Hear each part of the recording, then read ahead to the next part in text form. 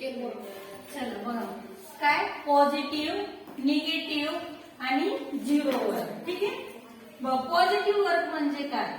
when the force and the displacement are in the same direction, that is theta is equal to 0 degree, the work done by the force is positive. आपण work जे आहे ते positive कधी म्हणणार? जेव्हा force आणि displacement कशा असतात त्यांची डायरेक्शन सेम असते. बघा इथं फोर्स आणि डिस्प्लेसमेंट आहे त्याची डायरेक्शन काय आहे? सेम आहे. मग त्यांनी काय अँगल फॉर्म केला आहे का नाही? काय आहे? झिरो आहे. तर त्या आपण वर्क डनला काय म्हणतो? वर्कला पॉझिटिव्ह. ठीक आहे. Next negative work when the force and the displacement are in opposite direction, theta is equal to 180, the work done by the force is negative. आता निगेटिव्ह वर्क कशाला करायचं? जेव्हा फोर्स आणि डिस्प्लेसमेंटची डायरेक्शन कशी असते?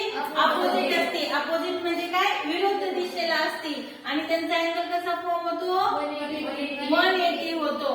आणि त्याला आपण काय म्हणतो मग? Negative work. Then next zero work. When the applied force does not cause any displacement, or when the force and the displacement are perpendicular to each other, that is theta किती असणार आहे? 90 degree, and the work done by the force is 0. जेव्हा काय होतंय? एखाद्या object वर आपण काय केलंय? फोर्स अप्लाय केलाय आणि त्याच्यामध्ये कोणताही डिस्प्लेसमेंट झालेला नाहीये, तर त्याला आपण काय म्हणतो? झिरो. नेक्स्ट दुसरा काय आहे? फोर्स आणि डिस्प्लेसमेंट कसे असतात? परपेंडिक्युलर. परपेंडिक्युलर मीन्स 90 डिग्री असतात. इच अदर म्हणजे एकमेकांना कसे असतात? Perpendicular, that is 90 degree. त्या वर्कला